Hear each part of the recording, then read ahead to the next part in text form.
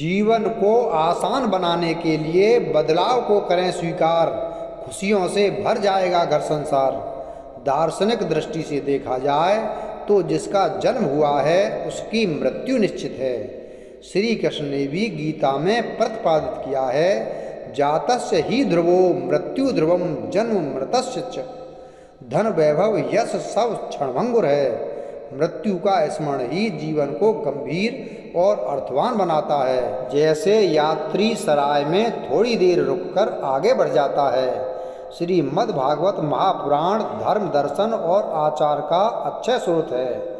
इसमें जीवन और जगत के परम सत्य का विवेचन है। जब राजा परीक्षित मृत्यु का समय समीप देखकर जीवनोत्तर मार्ग के प्रति व्याकुल हुए, तब सुखदेव जी ने उन्हें भागवत के 10 लक्षणों का निरूपण किया। ये लक्षण मानव जीवन के संचालन और समुत्थान के लिए शाश्वत मार्गदर्शक हैं। ये हमें बोध कराते हैं कि जीवन ईश्वर की देन है, जिसे धर्म और भक्ति से संवारना चाहिए। नश्वरता का बोध हमें आसक्ति से बचाता है और परम सत्य यह है कि भगवान के चरणों में शरण ही जीवन दर्शन का शिखर है। महाराज सुखदेव जी उपदेशित करते हैं कि जो भगवत भक्ति और प्रजा पालन रूप शुद्ध धर्म का अनुष्ठान करते हैं वही मनवंतर कहलाते हैं। संस्कृत शब्द मनवंतर का अर्थ है मनु की आयु। 14 मनवंतरों और उनके अधिपतियों को मिलाकर एक कल्प बनता है। जब एक मनवंतर समाप्त होता है तब प्रलय आती है और धरती से समस्त चराचर भगवान में ही विलीन हो जाते हैं। इसके उपरांत पुनः सृष्टि क्रम का श्री गणेश होता है। जगत का शाश्वत नियम परिवर्तन है। जीवन भी इसी नियम का अंग है। समय समय पर धर्म समाज और विचार नए रूप ग्रहण करते हैं। दार्शनिक तथ्य यही है कि परिवर्तन ही जीवन है, उसे स्वीकार करना ही विवेक है।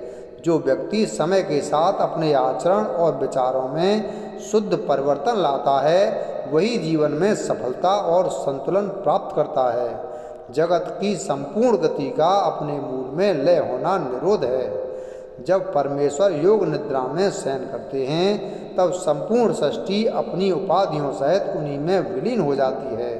जैसे अंधकार में सभी रंग लुप्त हो जाते हैं, वैसे ही भगवान का निरोध समस्त प्राणियों और पदार्थों को अपने मूल में समेट लेता है। दार्शनिक दृष्टि से देखा जाए तो जिसका जन्म हुआ है उसकी मृत्यु निश्चित है। श्री कृष्ण ने भी गीता में प्रतिपादित किया है, जातस्य ही ध्रुवो मृत्यु ध्रुवम जन्म मृतस्य च। धन वैभव यश सब क्षणभंगुर हैं। मृत्यु का स्मरण ही जीवन को गंभीर और अर्थवान बनाता है। जैसे यात्री सराय में थोड़ी देर रुककर आगे बढ़ जाता है, वैसे ही जीवन इस अनित्य संसार में आकर पुनः अनंत में विलीन हो जाता है। मुक्ति आत्मा की स्वतंत्रता है।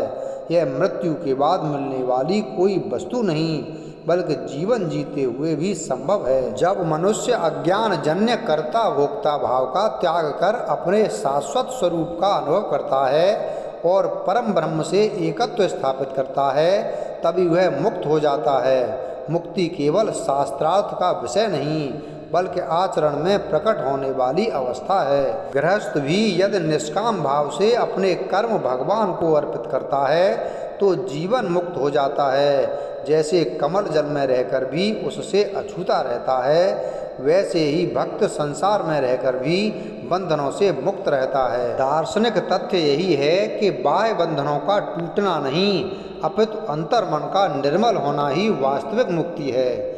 इसकी अवधारणा बोध कराती है कि समस्त चराचर जगत की उत्पत्ति और लय के मूल कारण स्वयं परम ब्रह्म ही हैं। वही सृष्टि के आधार, पोषक और शरणदाता हैं। जीवन में सुख हो या दुख, अनुकूलता हो या प्रतिकूलता, यदि मनुष्य भगवान का स्मरण करता है तो प्रत्येक परिस्थिति साधना बन जाती है। पांडवों का जीवन इसका श्रेष्ठ उदाहरण है। विपत्तियों के बीच उन्होंने श्री कृष्ण का आश्रय लिया और लोक में आदर्श बने। अंततः जीवन की गति भगवान के चरण कमलों में ही है। भागवत के इन 4 लक्षणों का गहन अध्ययन हमें यह उपदेशित करता है कि जीवन क्षणभंगुर है, किंतु उसे अपने सुकृत्यों और भगवत भक्ति से अमर बनाया जा सकता है। निरोध हमें अनित्य का बोध कराता है। मुक्ति आत्मा की स्वतंत्रता का अनुभव कराती है और आश्रय हमें परम सत्य से जोड़ता है। श्रीमद् भागवत महापुराण का शाश्वत संदेश है कि जो मानव परिवर्तन को स्वीकार करता है, मृत्यु का स्मरण रखता है, मुक्ति का अनुभव करता है और परमेश्वर को अपना आश्रय मानता है, वही इस लोक के आदर्श बनकर सबके लिए समादरणीय होता है। वीडियो अगर पसंद आया हो तो वीडियो को लाइक करें, चैनल को सब्सक्राइब करें और बेल आइकन प्रेस करें। धन्यवाद।